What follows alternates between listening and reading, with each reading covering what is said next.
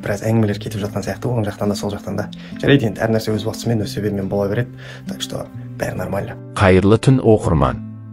Шерхан мен Айгүлдің таныстығы ендігі 99% тоқтайтын секілді. Кездесу қанша күн болмады, әлі де солай жоқ. Ал Ақбота кештетіп болсын, алдыңғы Шерхан алып келген ойыншығына жауап берді. Біраз адам келгенін айтып жатыр. Ойбай барады екен ғой деп жазып кетті. Сол бір ойыншықты беруге, құрсын камераға түсіріп, мобилографпен келіп еді 3 минутқа. Көрейік енді, қашанға дейін келіп, баласына ойыншық әпереді екен. Қызық, бір-бірімен Инстаграм арқылы сөйлесетін секілді. Әлі де Ботаның айтатыны көп, бәрібірде шындық ашылатын секілді. Ал Шерхан мен Айгүлдің таныстығына келер болса.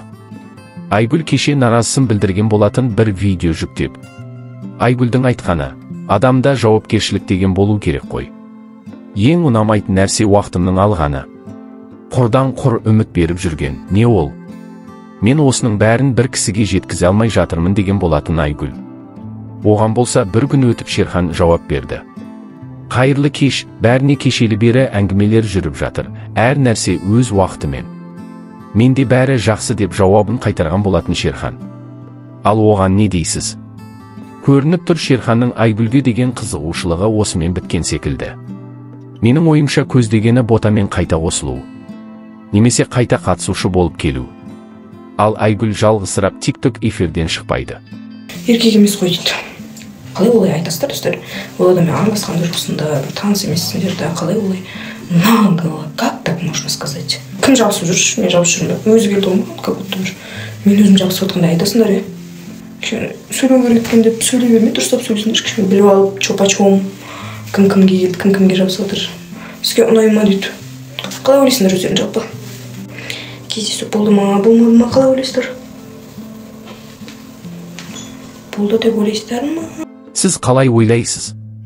Пікірлеріңіз өте көп, рахмет сіздерге, оқып жатырмын. Ал әдеттегідей сіздің пікірлеріңізге көшейік. Ақбота Шерханның өміріне араласуын қоймайды. Кезінде Шерхан басқа қызбен таныстықта болғанда, эфирге кіп қызыл еріннің суреттерімен футболка жіберіп, араларына түсіп қайта табысып қосылған. Екеуінің таныстығы үйленгені бәрі көз алдымызда болды емес па? Бота не өзі тұрмайды, не басқамен тұрғызбайды деп ойлаймын.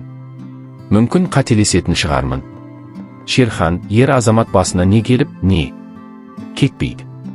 Бота әуелден бір түрлі қыз ғой, қателестін. Неге қыз балаларға бармасқа, ішінде ұнататындар бар ғой. Бір әйелден бір әйелге басынды қатырып жүрсін. Ботаға несіне қарайсын, жүрсін солай қыдырып. Өмір бақи қыдырып жүрмес, ештеңеде мәңгілік емес. Ақбота сенің қолын Шерханға әрең дегенде жетіп еді. Қолындағы бақты ұшырып алдың, бірінші бақ. Екінші бақ сор бақ демекші, әлі де ойлан, кеш болмай тұрғанда. Ер бала өскенде өз әкесін табады, сенің баққаның қалады. Мінезінді бала үшін өзгертсен, керемет болар еді дейді оқырмандар.